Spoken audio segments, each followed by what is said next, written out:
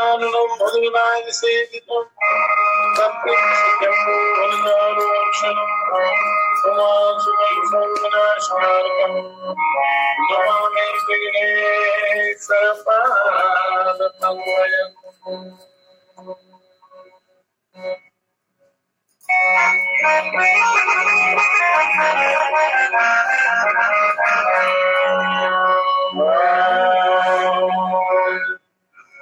प्रणम्य शिरसा देवं गौरीपुत्रं विनायकं दत्तावासं स्मरेयं आयुर्दामार्थिसिद्धये।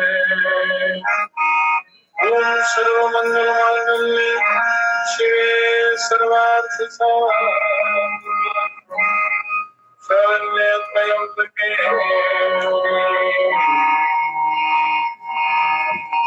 नारायणी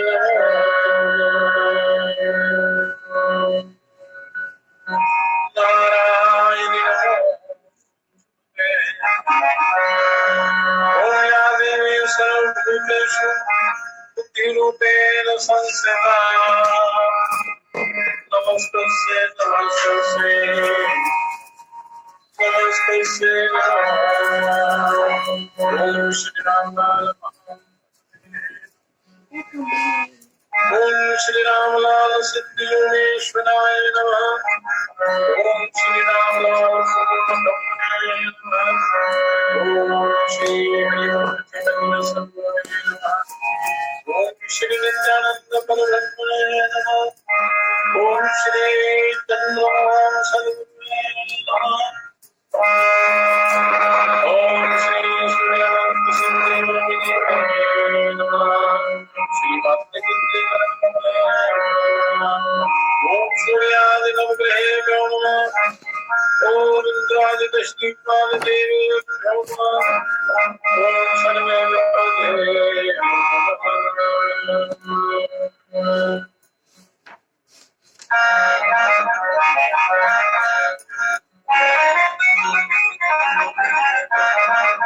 ओम गणपते नमः।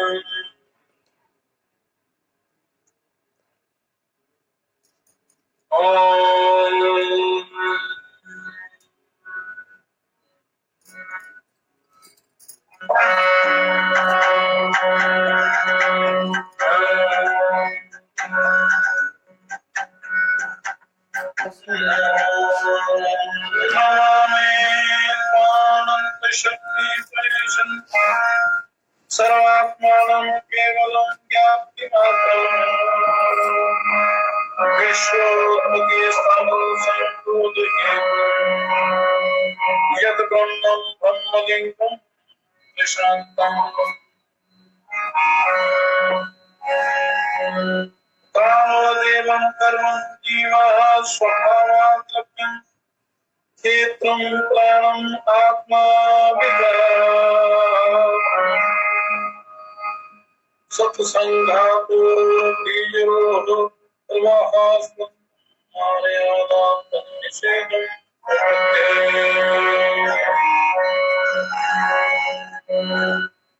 नाना भावार्थिनेतो पुण्यर्देवान् साधून् लोकसेतुं विवर्षे अस्यो मन्वाघनेस्य आवसमान् जन्मेत ते परहारणे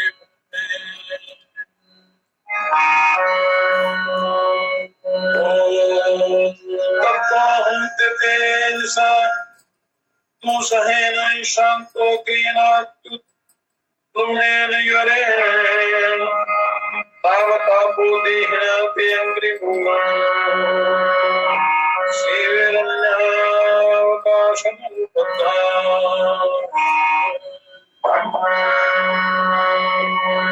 ॐ शिवमन्वान् त्रिशिरस्य प्रसन्नोऽस्मि देवते मज्वराधयम् स्मृति सम्भवं तस्य तन्नो वेदोऽयम् इत्युक्तो अच्युतावान् तस्यैव माहेश्वरो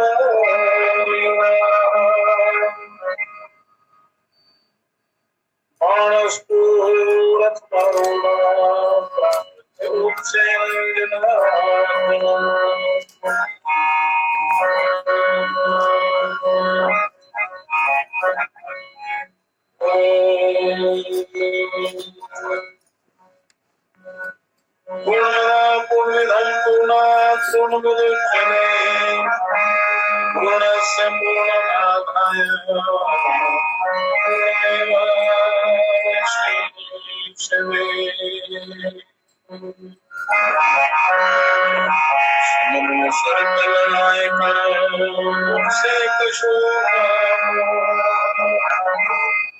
हर के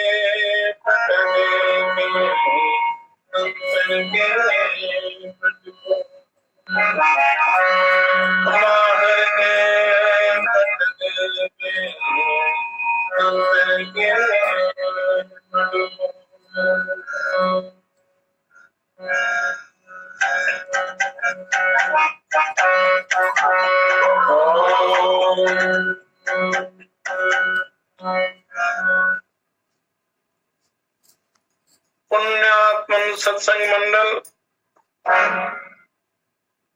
कार्य के आरंभ में गणेश जी का पूजन किया जाता है। तो आज का सत्संग श्री गणेश जी की वंदना से शुरू करेंगे। जय गणेश जय गणेश जय गणेश देव माता की पार्वती जय गणेश जय गणेश जय गणेश देव माता की पार्वती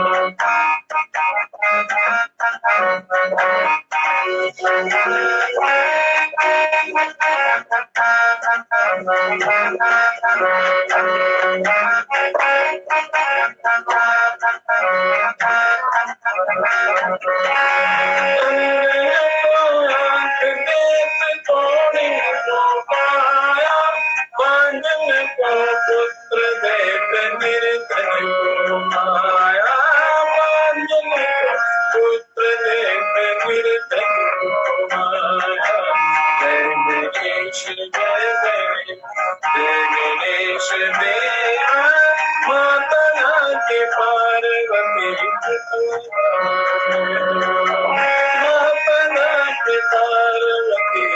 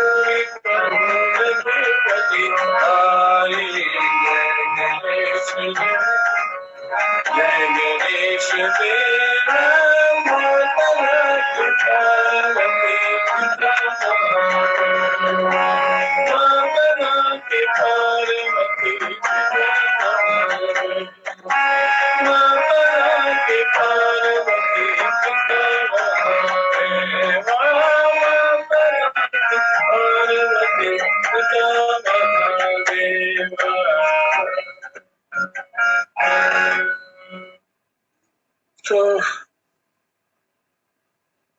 विघ्न नाश करता भगवान गणेश जी का स्मरण सदा मंगलकारी होता है। इस सनातन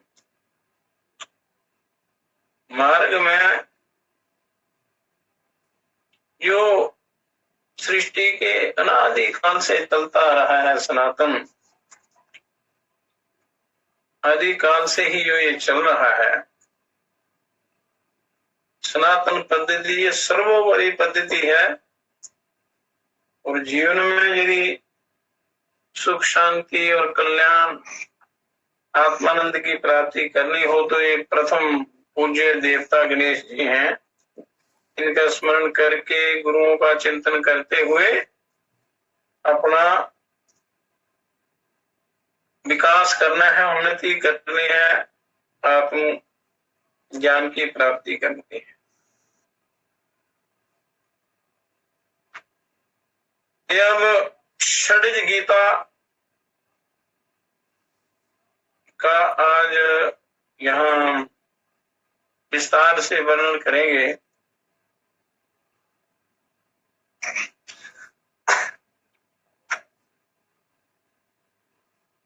और षड्ज गीता क्या है? धर्म, अर्थ, काम, मोक्ष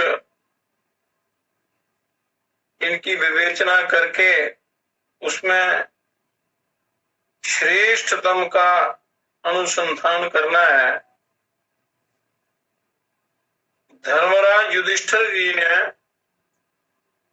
अपने चारों भाइयों तथा विदुर जी से उनका मत जानकर फिर उत्तर पक्ष में अपना मत रखा था। उत्तर पक्ष के रूप में ये षड्ज गीता वो मत रखा था। और फलता इस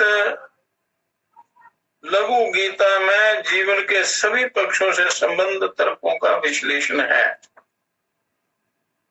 कि जीवन को कैसे आपने पवित्र बनाना है, मनुष्य के लिए क्या उचित है, और निष्कर्ष स्वरूप मोक्ष प्राप्ति का गूढ़ उपाय भी बताया हुआ है। ये सारा ज्ञान भगवान श्री कृष्णचंद्र जी से इनको मिला था। पांचों पांडवों और छठे महात्मा विदुर के विचार ग्रंथित होने से इसे षड्ज गीता कहा जाता है। इस षड्ज गीता को यहाँ लोगों के कल्याण के लिए इसको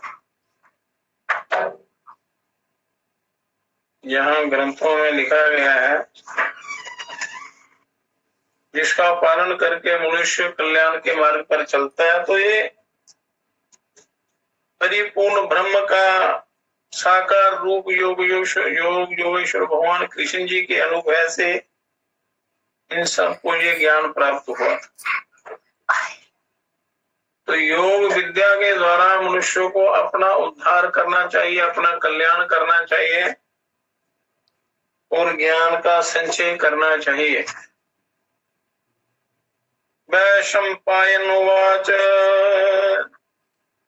इत्युक्तवती भीष्मे तु पूष्णी भूते युधिष्ठिरा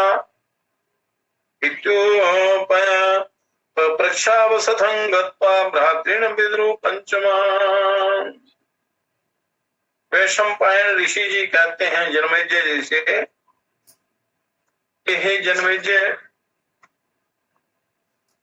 ये कहकर जब भीष्म जी चुप हो गए तब राजा युधिष्ठिर ने घर जाकर अपने चारों भाइयों तथा पांचवें विदुर जी से प्रश्न किया। क्या प्रश्न किया? धर्म चार्थे च कामे जा लोक वृत्ति समाहिता तेषा गिरियान कत्वो मध्यमा पोलगुशका। के लोगों की प्रवृत्ति प्रायः धर्म, अर्थ, काम और मोक्ष, काम की ओर होती है, मोक्ष की ओर नहीं होती। इन तीनों में कौन सबसे श्रेष्ठ है, कौन मध्य और कौन लघु है? धर्म, अर्थ और काम, इनमें लोगों की ज्यादा प्रवृत्ति होती, मोक्ष की तरफ कम होती है। इन तीनों पर विजय पाने के लिए विशेषता किसमें मन लगाना चाहिए? धर्म, अर्थ और काम, इन तीनों पर विजय प्राप्त, इनके ऊपर विजय प्राप्त किए बिना आत्मानंद की प्राप्ति या मोक्ष की प्राप्ति नहीं होती। और वो कौन से साधन है इनमें जिससे इन पर विजय प्राप्त कर सके? तो आप सब लोग हर्ष और उत्साह के साथ इस प्रश्न का यथावत रूप से उत्तर दें और वही बात कहें जिस पर आपकी पूरी आस्था हो। अब तब अर्थ की गति और तत्व को जानने वाले प्रतिभाशाली विदुर जी ने धर्मशास्त्र का स्मरण करके सबसे पहले कहना प्रारंभ किया। विदुर जी ने जो कृष्ण जी से ज्ञान प्राप्त किया था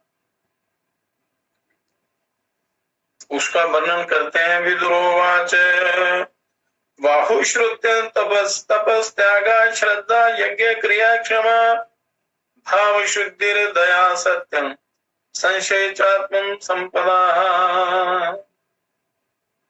विदुर जी कहने लगे कि हे राजन, बहुत से शास्त्रों का अनुशीलन, तपस्या, त्याग, श्रद्धा, भक्ति, यज्ञ कर्म, क्षमा, भाव शुद्धि, दया, सत्य और संयम, ये सब आत्मा की संपत्ति हैं।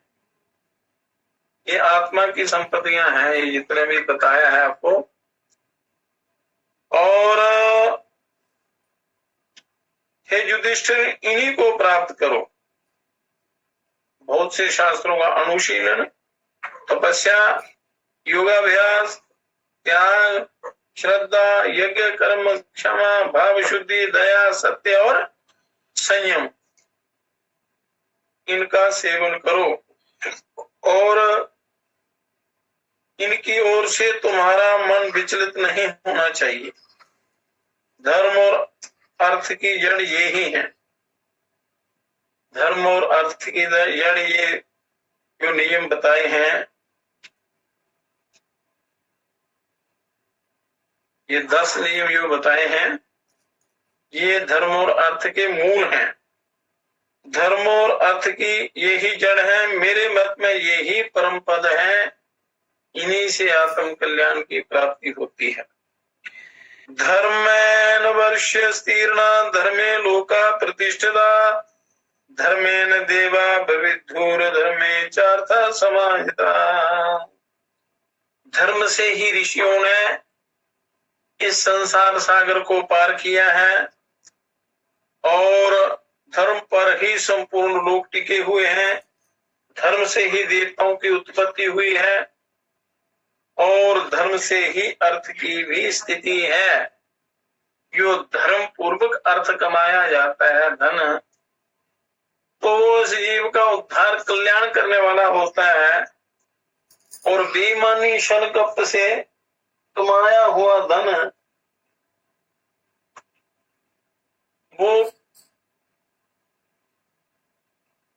कारण बनता है। तो इसलिए धर्म पूर्वक जो भी काम करना है धर्म पूर्वक करें। धर्मो राजन गुणा श्रेष्ठो मध्यमो हे अर्थ उच्यते कामो यवि यानीति चा प्रवदन्ति गणेशना। हे राजन, धर्म ही श्रेष्ठ गुण है। अर्थ को मध्यम बताया गया है और काम सब की अपेक्षा लघु है। और ऐसा मनीषी पुरुष कहते हैं, तपस्वी लोग कहते हैं, ऋषि यन कहते हैं कि धर्म को उत्तम बताया है और अर्थ को मध्यम और काम को लघु बताया है। अतः मन को वश में करके धर्म को अपना प्रधान ध्येय बनाना चाहिए। तो अभ्यास वैराग्य योग के द्वारा धीरे धीरे मन को वश में करना चाहिए और संपूर्ण प्राणियों के साथ वैसा ही बर्ताव करना चाहिए जैसा हम अपने लिए चाहते हैं। शास्त्रों में लिखा है, परोपकारा पुण्याय पापाय परपीडनम आत्मना प्रतिकूलानि प्रेषांसना समाचरित। तो जो बर्ताव व्यवहार अपने को बुरा लगे ऐसा व्यवहार दूसरे से नहीं करना चाहिए। संपूर्ण प्राणियों से वैसा ही व्यवहार करना चाहिए जैसा हम अपने लिए चाहते हैं। इसलिए तस्माद धर्म प्रधानेन भवितव्यम यथात्मना तथा च सर्वभूतेषु वर्तितव्यम यथात्मनि। वैशंपायनम् उवाच समाप्त वचने तस्मिन् अर्थशास्त्र विशारदा पार्थो धर्मार्थ तत्वज्ञो यगो वाक्यं प्रचोदिता। वैशंपायन जी बोले कि हे जनमेजय जी, विदुर जी की बात समस्त समाप्त होने पर धर्म और अर्थ के तत्व को जाने वाले अर्थशास्त्र विशारद अर्जुन ने युधिष्ठिर की आज्ञा पाकर क्या कहा? अर्जुन उवाच कर्म भूमि राजन् वार्ता प्रशस्यते कृषिर्वाणिर्जय जय गोरक्षम शिल्पाणि विविधानि च। अर्जुन बोले गए राजन, ये कर्म भूमि है। अर्जुन ने भी ज्ञान कृष्ण जी से वो दिव्य ज्ञान प्राप्त किया था और यहाँ जीविका के साधनभूत कर्मों की ही प्रशंसा होती है। ये कर्म भूमि है और जीविका के लिए कर्म करने पड़ते हैं और खेती, व्यापार, गोपालन तथा भांति भांति के शिल्प, ये सब अर्थ प्राप्ति के साधन हैं। क्योंकि शरीर निर्वाह के लिए अर्थ की आवश्यकता होती है। तो शास्त्रों में आज्ञा दी हुई है कि क्या क्या कर्म मनुष्य को करने चाहिए, ऐसे उनकी प्राप्ति करनी चाहिए धर्म पूर्वक। तो फिर ये जीवन पवित्र बन जाता है। अर्थ इत्येव सर्वेषां कर्मण्या व्यतिक्रम न हृते अर्थेन वर्तते धर्म कामा विति श्रुति। अर्थ ही समस्त कर्मों की मर्यादा के पालन में सहायक है। अर्थ समस्त कर्मों की मर्यादा के पालन में सहायता करता है और अर्थ के बिना धर्म और काम भी सिद्ध नहीं होते, ऐसा श्रुति का कथन है। पर अर्थ वो शास्त्रानुसार धर्म पूर्वक कमाना चाहिए, पापाचार से नहीं, छल बेईमानी कपट करके नहीं। विश्वेरर्थवाणं धर्मराधा इति उत्तमं कामं च चरितुं शक्तो दुष्प्रापमं कृतात्मभिः। धनवान मनुष्य धन के द्वारा उत्तम धर्मों का पालन और अजितेंद्रिय पुरुषों के लिए दुर्लभ कामनाओं की प्राप्ति कर सकता है। जो अजितेंद्रिय हैं, जिन्होंने इंद्रियों को नहीं जीता है, तो उनकी कामनाओं की प्राप्ति कर सकता है। और श्रुति का कथन है कि धर्म और काम अर्थ के ही दो अंग हैं। अर्थ की सिद्धि से उन दोनों की भी सिद्धि हो जाएगी। और जैसे सब प्राणी सदा ब्रह्मा जी की उपासना करते हैं, उसी प्रकार उत्तम जाति के मनुष्य भी सदा धनवान पुरुष की उपासना किया करते हैं, उस देवता की उपासना किया करते हैं। जटा जिन धरा दंता पंक दिग्धा जितेंद्रिया मुंडा निस्तंतवश्चापि वसंत्यार्थिनम प्रीतिक। जटा और मृग चर्म धारण करने वाले जितेंद्रिय संयत चित्त लोग, शरीर में पंख धारण किए हुए मुंडित मस्तक नैष्टिक ब्रह्मचारी भी अर्थ की अभिलाषा रख अलग अलग निवास करते हैं जीवन निर्वाह के लिए। तो अर्थ की आवश्यकता होती है। अपने अपने मत प्रकट कर रहे हैं।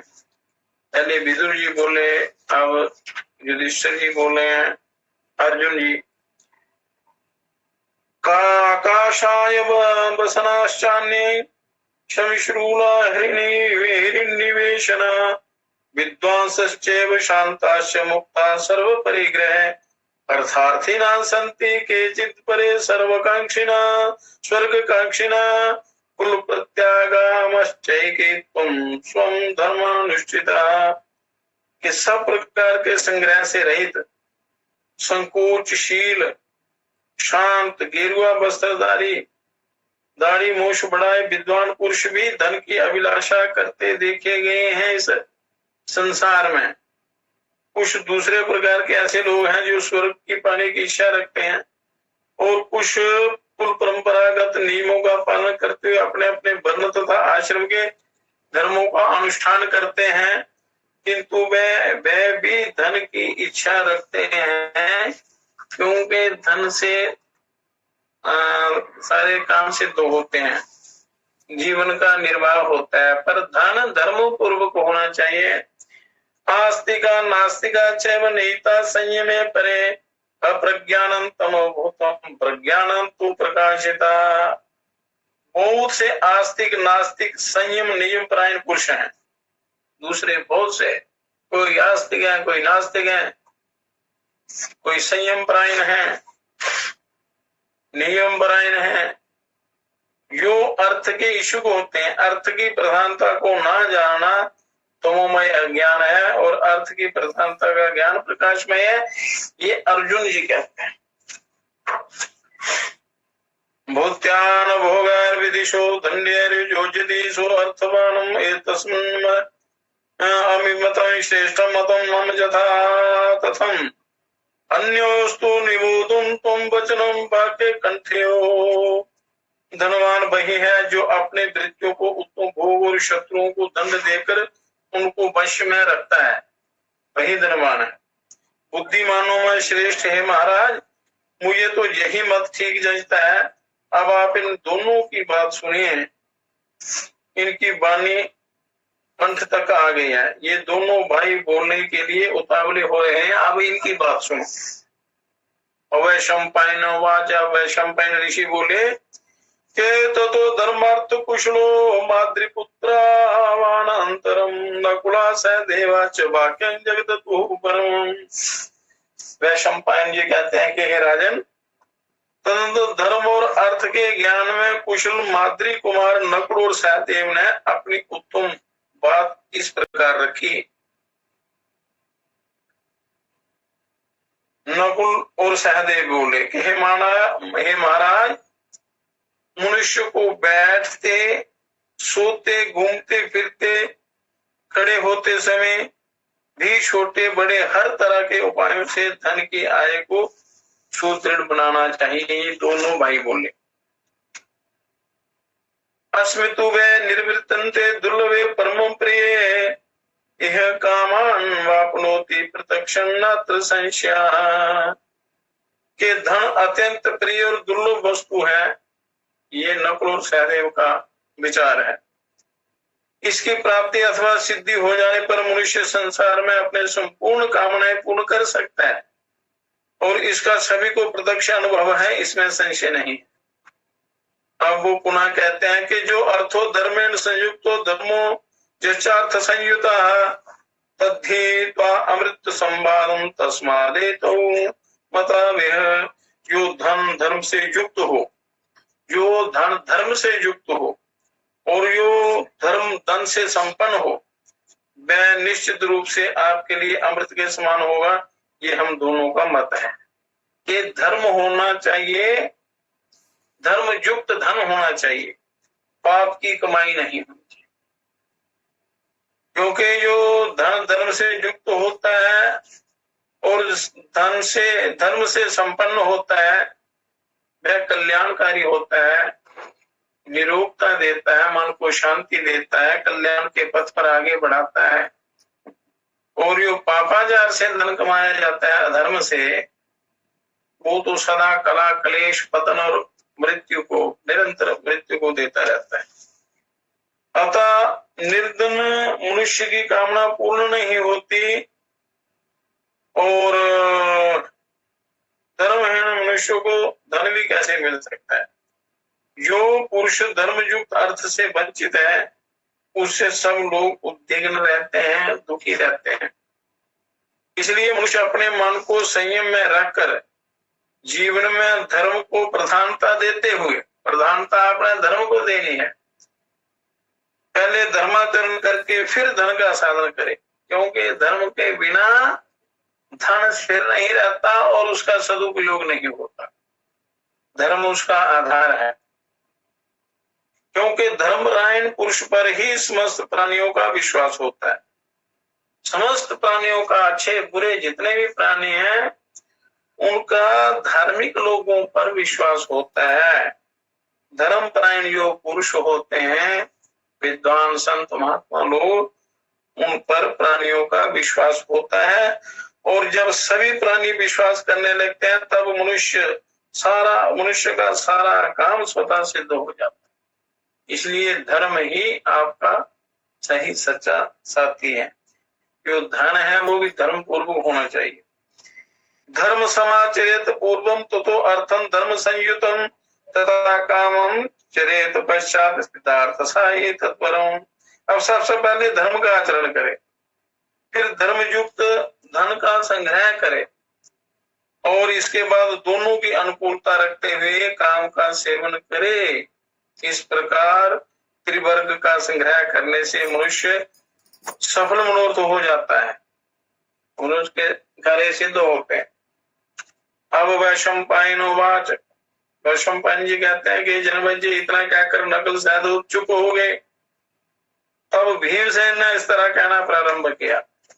भीमसेन ने कहा, न कामा कामत्यर्थं न कामो धर्ममिच्छति न कामः कामयानो अस्ति तस्मात् कामो विशेष्यते।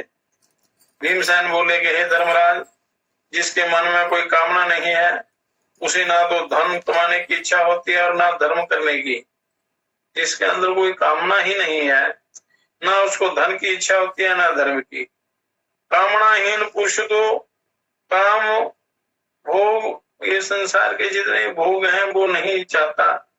इसलिए त्रिवर्ग में काम ही सबसे बढ़कर है।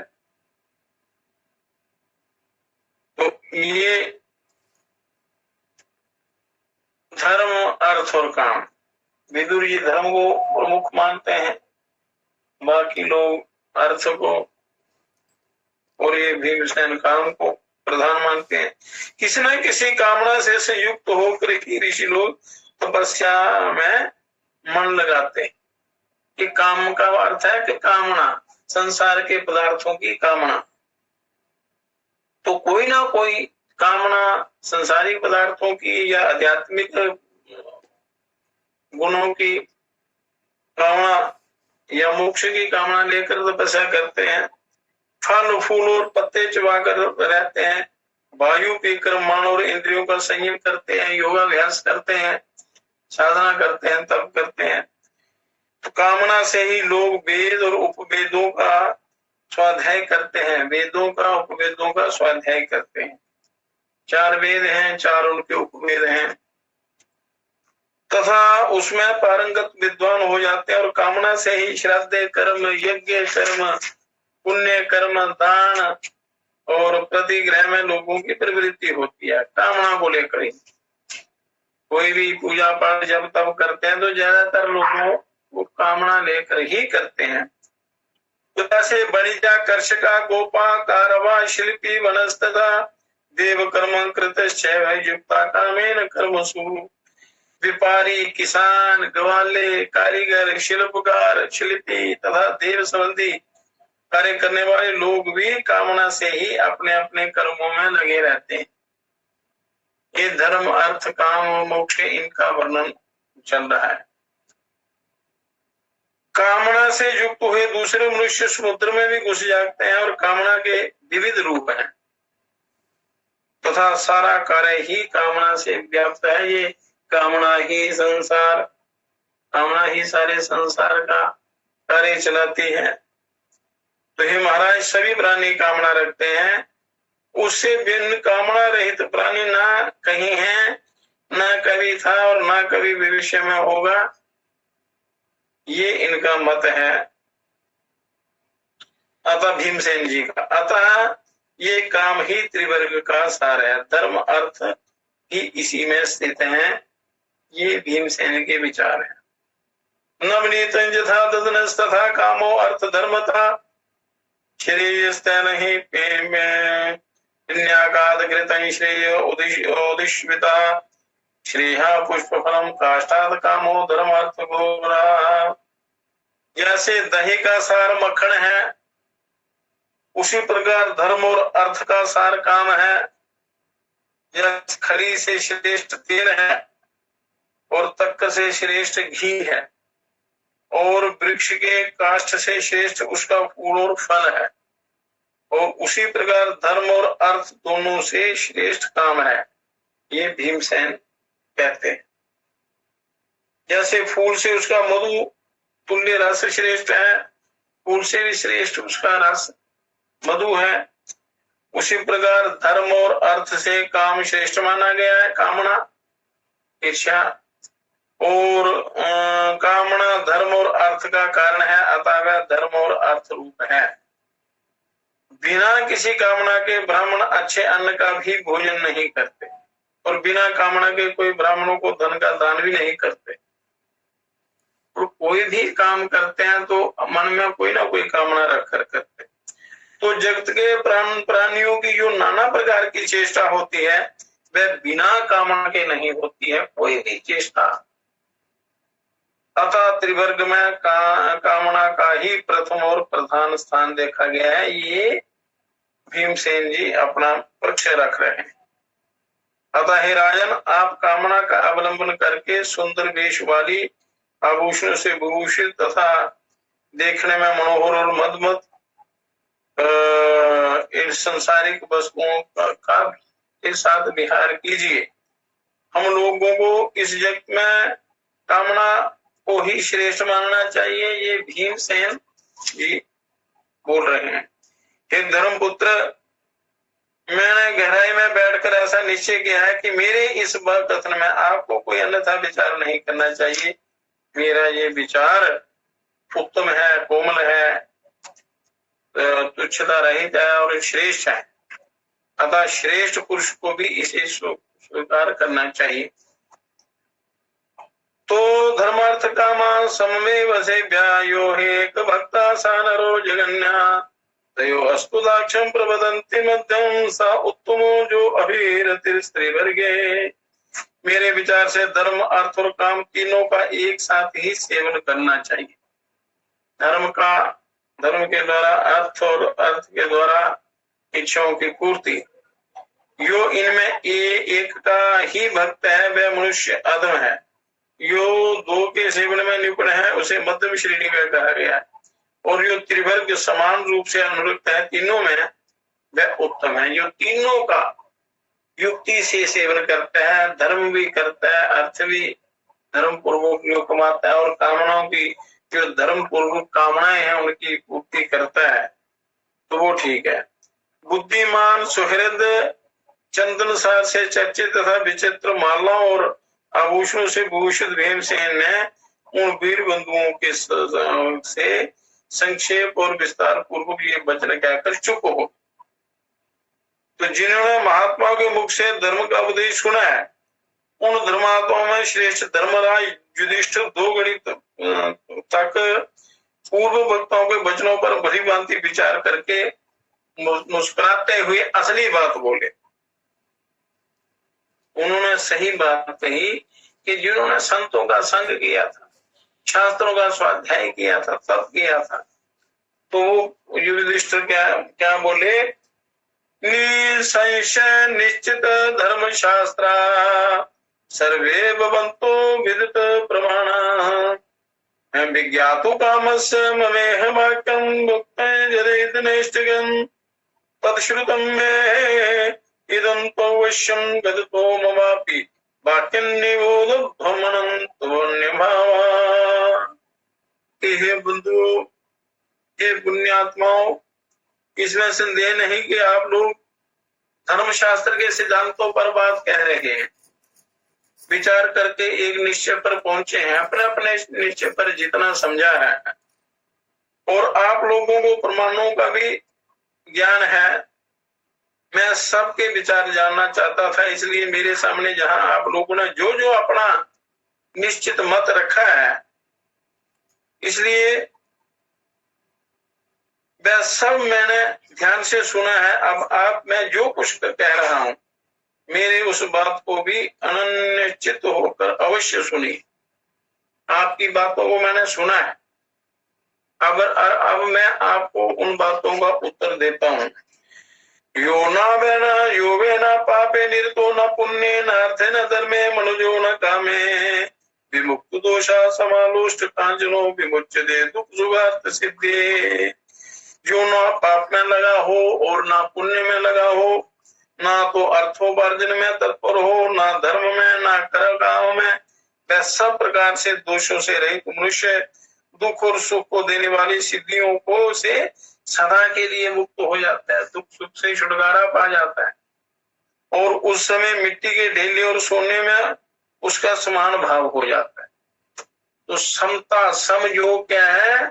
सोने और मिट्टी में कोई अंतर नहीं देखना, तो सबके साथ समान व्यवहार, ना किसी से राग ना द्वेष और भेदभाव जरा भी नहीं रहता, और अपने धर्म कर्म पर तत्पर रहता है बिना किसी भेदभाव के। जो पूर्व जन्म की बातों का स्मरण करने वाले तथा वृद्धावस्था के विकार से युक्त हैं, वह मनुष्य नाना प्रकार के सांसारिक दुखों के उपभोग में लगे रहते हैं, निरंतर पीड़ित हो मुक्ति की प्रशंसा करते हैं, उन कर्मों से पीड़ित होते रहते हैं और मोक्ष चाहते हैं, आनंद की प्राप्ति चाहते हैं, उसके लिए प्रयत्न करते रहते हैं, परंतु हम लोग उस मोक्ष के विषय में जानते ही नहीं है। तीनों के विषय में जानते हैं, धर्म अर्थ काम, पर जो मोक्ष है उसके विषय में नहीं जानते। ये बड़ी भारी भूल है मनुष्य की कि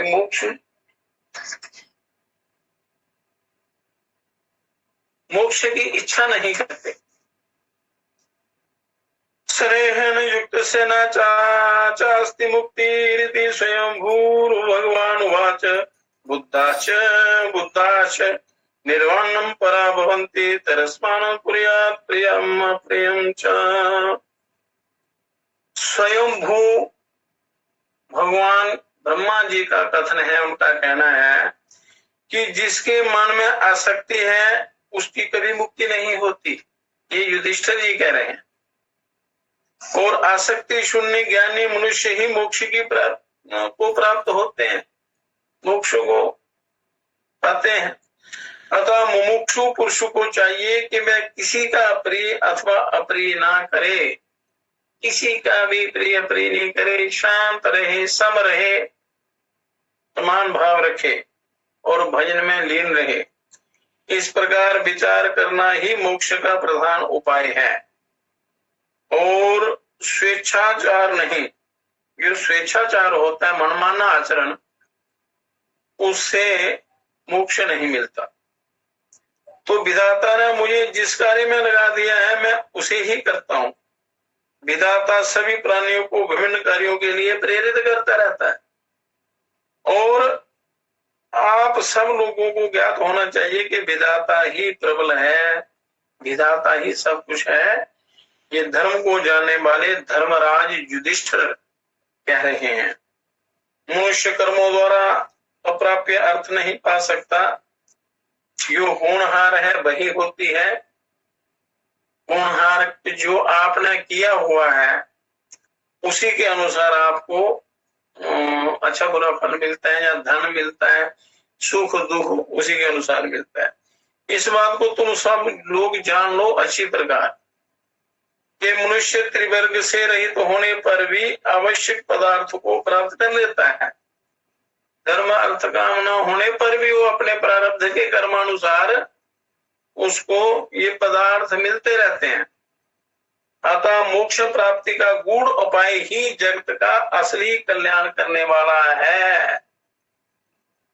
तो ये धर्मराज युधिष्ठिर जी ने असली बात कही है। गूढ़ उपाय ज्ञान ही जगत का असली कल्याण करने वाला है, मोक्ष की प्राप्ति कराने वाला। ये धर्म अर्थ काम तो व्यवहार के लिए होते, पर जो ज्ञान है ये मोक्ष की प्राप्ति कराता है। अब शंपायन जी कहते हैं कि हे जनमेजय, राजा युधिष्ठिर की कही हुई बात बड़ी उत्तम युक्ति युक्त और मन में बैठने वाली हुई, सर्वोत्तम बात हुई कि मनुष्य को मोक्ष की प्राप्ति की इच्छा करनी चाहिए और मोक्ष की प्राप्ति के लिए उसको ज्ञान का अर्जन करना चाहिए, क्योंकि ज्ञान के बिना वो कल्याण नहीं होता, उद्धार नहीं होता। और उसे पूर्ण रूप से समझकर वे सब भाई बड़े प्रसन्न होकर हर्षनाद करने लगे, प्रसन्न हुए और मंगल गीत गाने लगे। और उन सब ने गुरुकुल के प्रमुख और युधिष्ठिर को अंजलि बांधकर प्रणाम किया, ये वीर युधिष्ठिर को। और जनमेजय, युधिष्ठिर की उस वाणी में किसी प्रकार का दोष नहीं था, उत्तम वाणी थी उसकी, वही शास्त्रों का धर्म का सार था। आत्म कल्याण के ज्ञान की प्राप्ति करके मनुष्य को अपना आत्मोद्धार करना चाहिए। वे अत्यंत सुंदर स्वर और व्यंजन के सन्निवेश से विभूषित तथा मन के अनुरूप दिए। उसे सुनकर समस्त राजाओं ने युधिष्ठिर की बड़ी प्रशंसा की, पूरी पूरी प्रशंसा की। तो युधिष्ठिर जी ने भी ज्ञान को ही मोक्ष का साधन बताया है, क्योंकि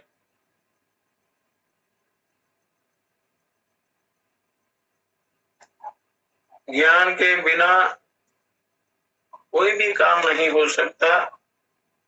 ज्ञान ही मूल आधार है आत्मोन्नति का, आत्म कल्याण का। तो अब पिंगला गीता, पिंगलोपनिषद, इसमें युधिष्ठिर भीष्म का संवाद है। धर्मा पिता मेहनोक्ता राजधर्माश्रिता शुभा धर्माश्रिणा श्रेष्ठम वक्तुमर्हसि पार्थिवा। हे पितामह, आपने राज धर्म संबंधी श्रेष्ठ धर्मों का उपदेश दिया है कि राजपाट कैसे चलाना चाहिए, सब ज्ञान मिल गया। हे पृथ्वीनाथ, अब आप आश्रमियों के उत्तम धर्म का वर्णन कीजिए। यो मनुष्यों को करने चाहिए। जो 4 आश्रम हैं उनके क्या धर्म है। तो भीष्म कहते हैं सर्वत्र विहितो धर्म स्वर्गीय सत्य फलम तपा बहुद्वार से धर्म से निहास्ति विफला क्रिया। वेदों में सर्वत्र सभी आश्रमों के लिए यथार्थ फल की प्राप्ति के लिए, स्वर्ग साधक यथार्थ फल की प्राप्ति के लिए और उनके प्राप्ति कराने वाली तपस्या का उल्लेख है। धर्म के बहुत से द्वार हैं। संसार में कोई ऐसी क्रिया नहीं जिसका कोई फल ना हो। अच्छा या बुरा फल होता है हर क्रिया का। कोई भी क्रिया आप करेंगे तो उसका फल अवश्य भोगना पड़ता है। इसलिए जो कर्म है वो पवित्र करना चाहिए, सोच समझ कर चलना चाहिए। तो भीष्म बोले कि हे भक्त श्रेष्ठ, जो पुरुष जिस विश्व में पूर्ण निश्चय को पहुंच जाता है, जिसके द्वारा उसे अभिष्ट सिद्धि का विश्वास हो जाता है, उसी को वह कर्तव्य समझता है, दूसरे विषय को नहीं। यथा यथा च पर्यन्ते लोकतंत्र लोकतंत्रम सार्वत तथा तथा विरागो अत्र जायते नात्र संशय। मनुष्य जैसे जैसे संसार के पदार्थों को सारहीन समझता है, और वास्तव में ये सारे पदार्थ सारहीन है, तो जैसे जैसे मनुष्य सांसारिक पदार्थों को सारहीन समझता जाता है, वैसे वैसे ही इनमें उसका वैराग्य होता जाता है। इसमें संशय नहीं। उन्हें संसारिक पदार्थों में दोष दृष्टि देखना है कि इनमें कोई सार नहीं है, ये सारे दुख देने वाले हैं। तो क्या होता है कि वैराग्य होता चलता है और इसमें कोई संशय नहीं हो। तो वैराग्य ही ईश्वर की प्राप्ति में सहायता करता है, तभी मनुष्य उनके प्रति अग्रसर होता है। तो हे युधिष्ठिर, इस प्रकार ये जगत अनेक दोषों से परिपूर्ण है, और ऐसा निश्चय करके बुद्धिमान पुरुष अपने मोक्ष के लिए प्रयत्न करे। मतलब संपूर्ण जगत जो है ये दोषों से ही भरा हुआ है, ऐसा विचार करना तो वैराग्य होगा, और मनुष्य को अपने मोक्ष के लिए यत्न करना चाहिए। अपने मोक्ष की प्राप्ति के लिए सदा प्रयत्न करते रहना चाहिए, क्योंकि धीरे धीरे उस धर्म का पालन करने से वो परमात्मा मिल जाते हैं, कल्याण हो जाता है, मोक्ष की प्राप्ति हो जाती है।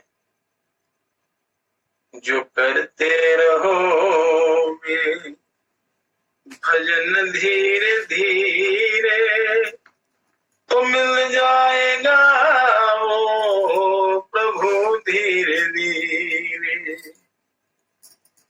तो मिल जाएगा वो ज्ञान धीरे धीरे, तो मिल जाएगा वो ब्रह्म धीरे धीरे। जो करते रहोगे भजन धीरे धीरे तो मिल जाएगा वो प्रभु धीरे धीरे, तो मिल जाएगा वो प्रभु धीरे धीरे। उसे मिलने की, उसको प्राप्त करने की मनुष्य के अंदर वो तीव्र जिज्ञासा होनी चाहिए, और धीरे धीरे पवित्रता का पालन करते हुए धर्माचार, शुद्ध आहार विचार व्यवहार, पवित्र कर्म करते हुए उसकी तरफ आपने बढ़ना है, ईश्वर का चिंतन करना है, तो फिर वो ईश्वर मिल जाते हैं। उसके लिए यत्न प्रयत्न करना पड़ता है। तो सब शास्त्रों का सार है, या सब शास्त्रों की आज्ञा है कि मनुष्य को अपने द्वारा अपना कल्याण करना चाहिए। यदि गीता का अच्छे ढंग से स्वाध्याय करें, श्रवण करें, तो परम कल्याण हो जाता है, परमानंद की प्राप्ति होती है, इसमें कोई संशय नहीं। अब युधिष्ठिर बोलेगा नष्टे नष्टे धने व दारे व पुत्रे पितृ व मृते यथा बुद्ध्यानुदेश कुंतन में ब्रूहि पितामह। युधिष्ठिर ने पूछा कि हे प्रभु, हे पितामह, धन के नष्ट हो जाने पर अथवा स्त्री पुत्र या पिता के मर जाने पर किस बुद्धि से मनुष्य अपने शोक का निवारण करे, ये मुझे बताइए। कि जब किसी का वियोग हो जाए तो मनुष्यों को कैसे अपने मन को, अंतःकरण को समझाना चाहिए। भीष्म बोले नष्टे धने वा दारे वा पुत्रे पितृ वा मृते अहो दुःखमिति ध्यायञ्च शोकस्य अचिंती चरेत। कि जब धन नष्ट हो जाए या स्त्री पुत्र या पिता की मृत्यु हो जाए तब ओहो संसार कैसा दुखमय है, ये समझना। यो संसार कैसा दुखमय है, ये सोचकर मनुष्य शोक को दूर करने वाले शम दम आदि साधनों का अनुपालन करे। शम दम शांति इत्यादि अनेक प्रकार के जो तरीके युक्तियां बताई हैं उनका अनुपालन करे, उनका अनुष्ठान करे। और इन विषयों में इस विषय में किसी हितैषी ब्राह्मण ने राजा सेनजित के पास जाकर उन्हें जैसा उपदेश दिया था उसी प्राचीन इतिहास को विज्ञ पुरुष दृष्टांत के रूप में प्रस्तुत किया करते हैं, दूसरों को समझाते हैं, सुनते हैं, शास्त्रों का स्वाध्याय करते हैं, तो चित्त में जो शोक होता है वो दूर हो जाता है। नहीं तो ये वियोग की अग्नि में मनुष्य जलता रहता है। राजा सेनजित के पुत्र की मृत्यु हो गई थी तो वह उसी के शोक की आग से जल रहे थे, शोक अग्नि से। तो उनका मन विषाद में डूबा हुआ था। तो उन शोक विह्वल नरेश को देखकर ब्राह्मण ने इस प्रकार कहा, ब्रह्म ज्ञानी ब्राह्मण ने, कि किन्नु मोहयसी मूढ़त्व शोचा किन्नु शोचसी यथा तुमापि शोचंता शोचा जा संति तागतिम। क्योंकि जब मनुष्य शोकग्रस्त हो जाता है तब भी धर्म कर्म सब भूल जाता है, तो उस पर पतन हो जाता है। इसलिए जो धार्मिक विज्ञानी लोग हैं उसको धर्म का उपदेश देते हैं, तो वही ये सत्संग शास्त्रों का संग ही उसको इस शोक अग्नि से छुड़ाता है। तो ब्राह्मण बोले कि तुम मूढ़ मनुष्य की भांति क्यों मोहित हो रहे हो, शोक के योग्य तो तुम स्वयं ही हो, फिर दूसरों के लिए क्यों शोक करते हो। उनकी मृत्यु सबकी होगी, तो शोक के योग्य सब हैं। अजी एक दिन ऐसा आएगा जबकि दूसरे शोचनीय मनुष्य तुम्हारे लिए भी शोक करते हुए उसी गति को प्राप्त होंगे। इसलिए मूर्खता वश शोक क्यों करते हो।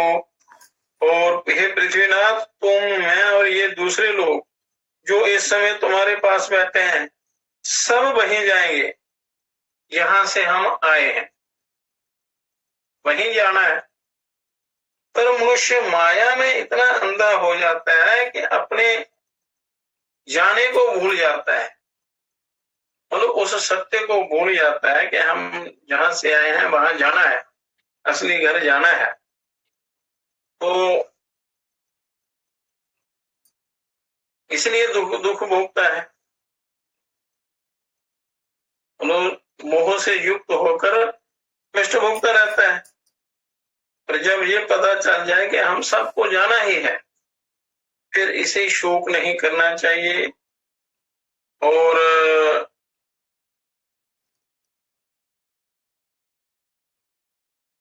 सेनजित बोले कि का बुद्धि की तमो विप्रा का समाधि तपोधना किं ज्ञानम किं श्रद्धं चैव यत् प्राप्यन्न विदिष्यसि। सेनजित ने उस ब्राह्मण से पूछा कि तपस्या के धनी ब्राह्मण, आपके पास कोई ऐसी कौन सी बुद्धि, कौन सा तप, कौन सी समाधि, कैसा ज्ञान और कौन सा शास्त्र है जिसे पाकर आपको किसी प्रकार का विषाद नहीं। कौन सी विद्या है? सुख और दुख का चक्र घूमता रहता है। मैं सुख में हर्ष से फूल जाता हूँ और दुख में खिन्न हो जाता हूँ। ऐसी अवस्था में पड़े हुए अपने आप के लिए मुझे निरंतर शोक होता है और ये शोक मेरे हृदय में डेरा डाले बैठा है। मुझे शांति नहीं मिलती। कौन सा ऐसा शास्त्र है, उपाय है जिससे मेरे इस मन को शांति मिले? ये दुख होता है, कष्ट योग वियोग का, ये दूर हो। तो ब्राह्मण कहता है कि पश्य भूतानि दुखेन वितिशिक्तानि सर्वशा उत्तमा अधम मध्यानि तेषु तेषु भी कर्मसु। राजन देखो, इस संसार में उत्तम, मध्यम और अधम सभी प्राणी भिन्न भिन्न कर्मों में आसक्त हो दुखों से ग्रस्त हो रहे हैं।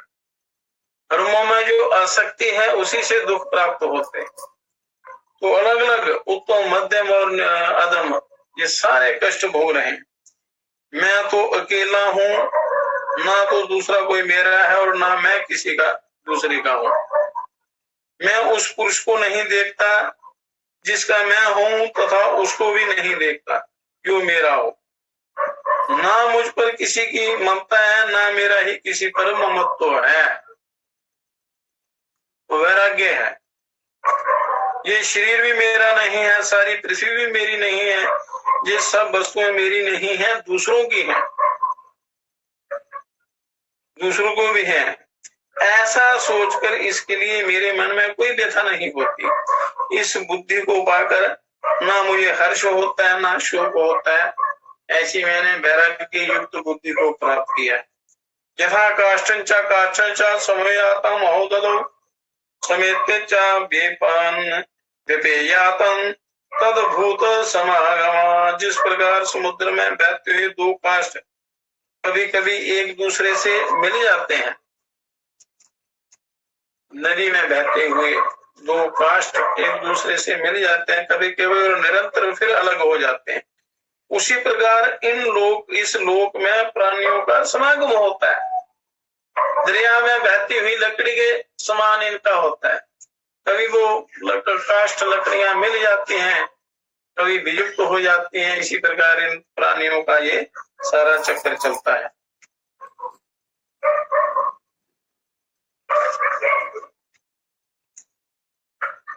तो इसी तरह पुत्र पौत्र जाति बांधव संबंधी भी मिल जाते हैं, उनके प्रति कभी आसक्ति नहीं बढ़ानी चाहिए। आसक्ति नहीं बढ़ानी चाहिए। ये एक मेला है, इस मेले में अपना अपना काम करने के लिए आते हैं। तेरी 4 दिन आदि जिंदगानी बंदिया गुमान न करी। तो इसमें शोक मोह अहंकार घमंड नहीं करना चाहिए, क्योंकि एक दिन उनसे बिछो होना निश्चित है। तो जो निश्चित है फिर उसके लिए शोक क्यों करना? शोक करके या उस विरह अग्नि में दुखी होकर वो मिलाप नहीं हो सकता, वो नहीं मिल सकते। तो इसलिए इस व्यर्थ के शोक को त्याग कर मनुष्य को ईश्वर का चिंतन करना चाहिए। तुम्हारा पुत्र किसी अज्ञात स्थिति से आया था और अब अज्ञात स्थिति में चला गया है। ना तो वह तुम्हें जानता था और ना तुम उसे जानते थे कि तुम उसके कौन होकर किसके लिए शोक करते हो। और संसार में विषयों की तृष्णा से जो व्याकुलता होती है उसी का नाम दुख है। विषयों की जो तृष्णा है उसी से मनुष्य दुख को प्राप्त होता है और उस दुख का विनाश ही सुख है। उस दुख का विनाश कर दो तो सुख ही सुख है। और उस सुख के बाद पुनः काम जनित दुख होता है और कामना जनित जो कामना की जाती है फिर वो दुख के रूप में आ जाती है। इस प्रकार बारंबार दुख ही होता रहता है। इस संसार के पीछे पड़ने से सुख कल्याण नहीं होता, ये दुखी दुख मिलते हैं। ऐसा तुम व्यर्थ का शोक छोड़ दो। सुख के बाद दुख और दुख के बाद सुख आता है। तो मनुष्यों के सुख और दुख चक्कर की भांति घूमते रहते हैं। जैसे कर्म मनुष्य जैसे जैसे करता है तो चक्र बन जाता है, और जब समय के अनुसार वो चक्र चलता है, तो जब जब जो कर्म किए होते हैं, जब उसका चक्र उन कर्मों से गुजरता है, तो मनुष्य को सुख दुख वो रूपी फल मिलता है। और इस समय तुम सुख से दुख में आ पड़े हो, अब फिर तुम्हें सुख की प्राप्ति होगी। यहाँ किसी भी प्राणी को ना तो सदा सुख प्राप्त होता है और ना सदा दुखी, कभी छाया कभी धूप, कभी छाया कभी धूप, ये चक्कर चलता रहता है। तुझे शरीर ही सुख का आधार है और यही दुख का भी आधार है। तो देहाभिमानी पुरुष शरीर से जो जो कर्म करता है उसी के अनुसार वह सुख और दुख रूप फल भोगता है। ये सुख और दुख क्या है? आपके किए हुए कर्मों का फल है। तो कर्म करते समय आपको सावधान रहना है, सावधानी से कर्म करना है, युक्ति से कर्म करना है, भली प्रकार सोच समझकर ज्ञानी महापुरुषों से ज्ञान प्राप्त करके गुरुओं की आज्ञा अनुसार अपना जीवन बनाना है। तो सोच समझकर कर्म करना है। कोई भी क्रिया आपका कर्म बन जाएगी और उसका फल क्या है इसका विचार करके आपको जीवन चलाना है। ये जीवन स्वभावता शरीर के साथ ही पैदा होता है और दोनों साथ साथ ही विविध रूपों में रहते हैं और साथ साथ ही नष्ट हो जाते हैं। तो मनुष्य नाना प्रकार के स्नेह बंधनों में बंधे हुए हैं। संसार में अनेक प्रकार के स्नेह से बंधा हुआ ये मनुष्य यहाँ दुख भोगता है, भड़कता है और वे सदा विषयों की आसक्ति से घिरे रहते हैं। विषयों में आसक्ति स्वाभाविक आसक्ति हो जाती है, तो उनसे घिरे रहते हैं।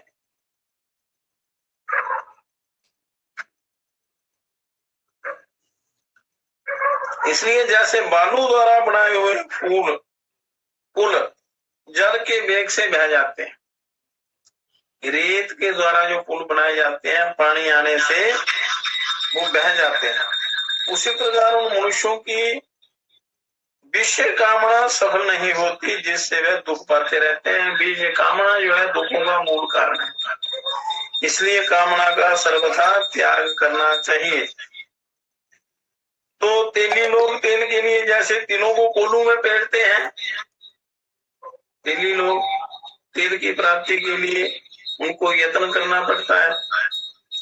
उसी प्रकार स्नेह के कारण सब लोग अज्ञान जनित क्लेशों द्वारा सृष्टि चक्र में पिस रहे हैं और मनुष्य स्त्री पुत्र आदि कुटुंब के लिए चोरी आदि पाप कर्मों का अनुष्ठान करते हैं, पाप कर्मों का संग्रह करता रहता है। किंतु इस लोक और परलोकों से अकेले ही उन समस्त कर्मों का क्लेशमय फल भोगना पड़ता है। कर्म करता है दूसरों के लिए, अच्छे बुरे जो भी हैं, पर प्रलोक में उसको अकेले ही जाना है और अकेले ही भुगतना है।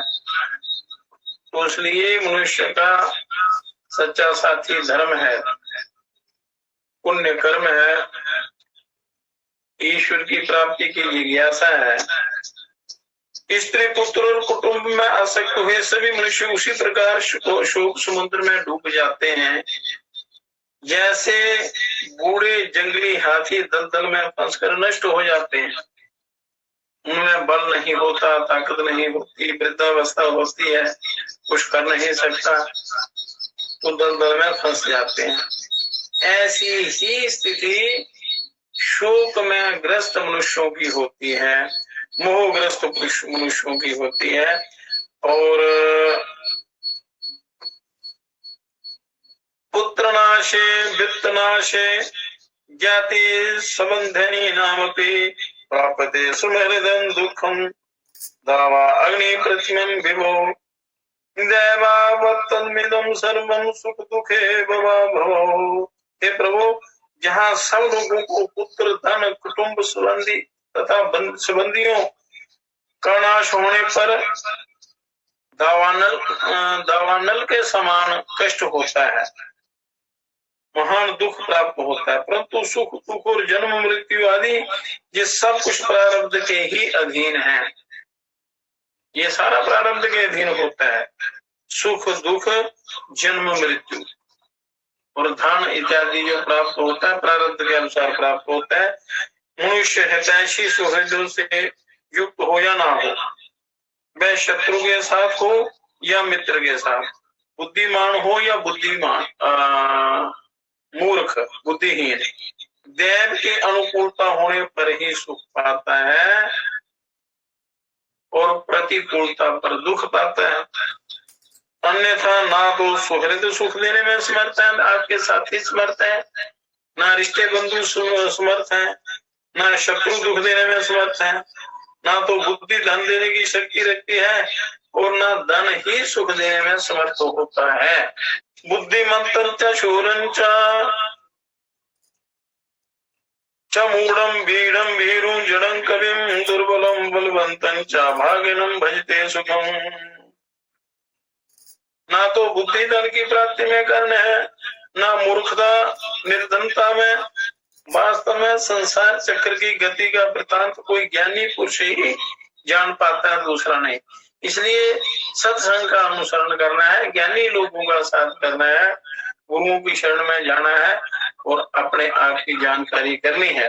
संसार के रहस्य को समझकर ईश्वर को आपने प्राप्त करने का उपाय करना है।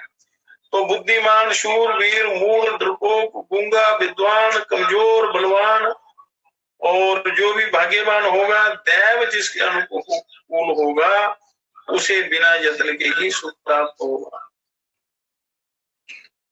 तो मोक्ष की प्राप्ति के लिए, आत्म कल्याण की प्राप्ति के लिए मनुष्य को यत्न करते रहना चाहिए, तो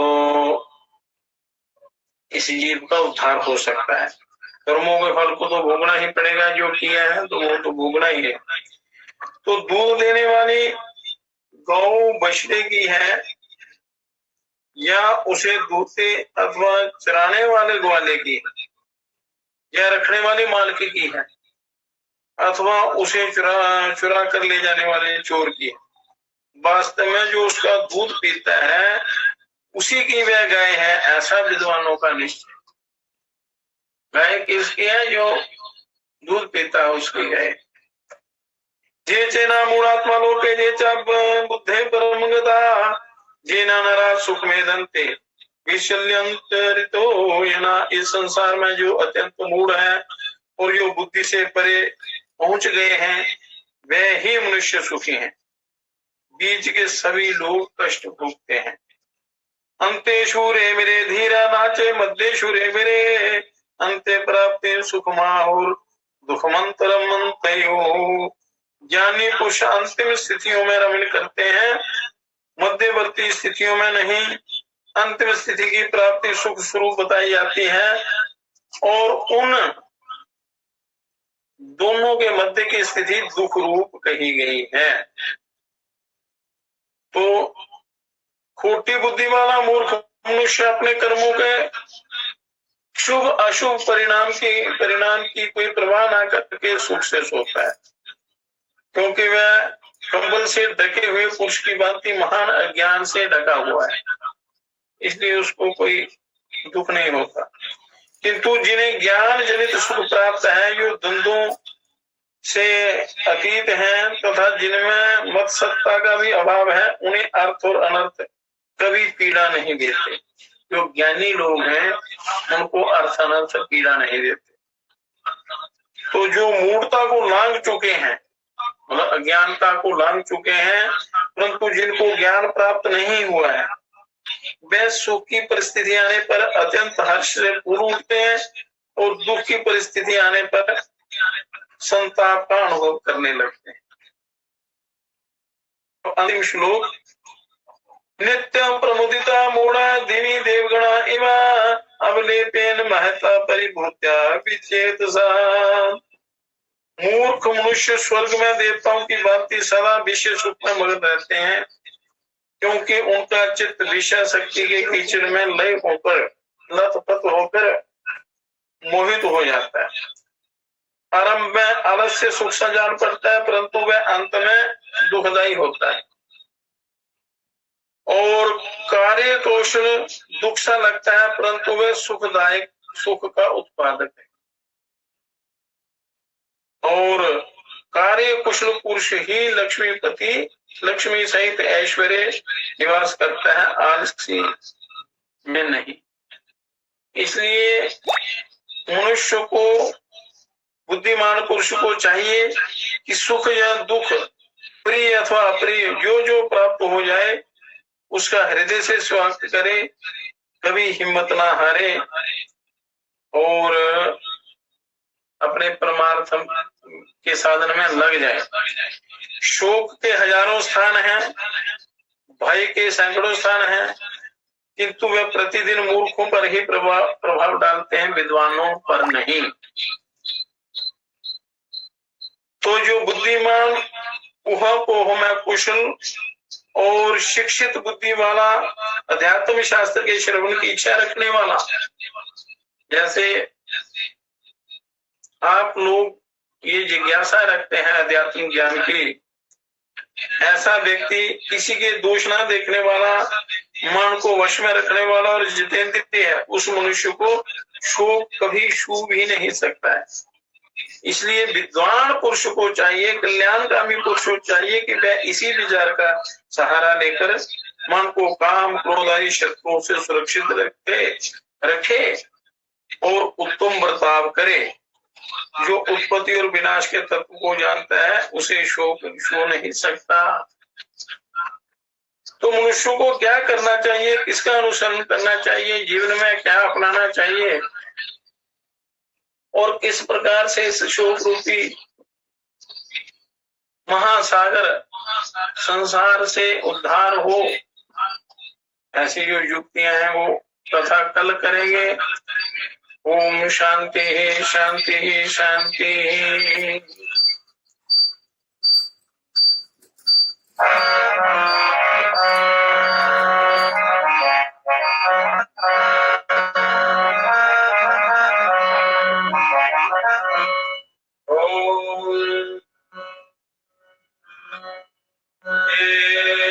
परम पिता है विश्व पिता, हे राष्ट्रपिता है जगदाधार, हे करुणामय दीन दयालो, पूर्ण गुरु है अपरंपार, हे महेश अब शीघ्र कृपा कर, हमें दीजिए योग विचार, मानवता के प्रेरक बनकर, नाथ करे सुखमय संसार, हे परम पिता है विश्व पिता, हे राष्ट्रपिता है जगदाधार। ओम शांति।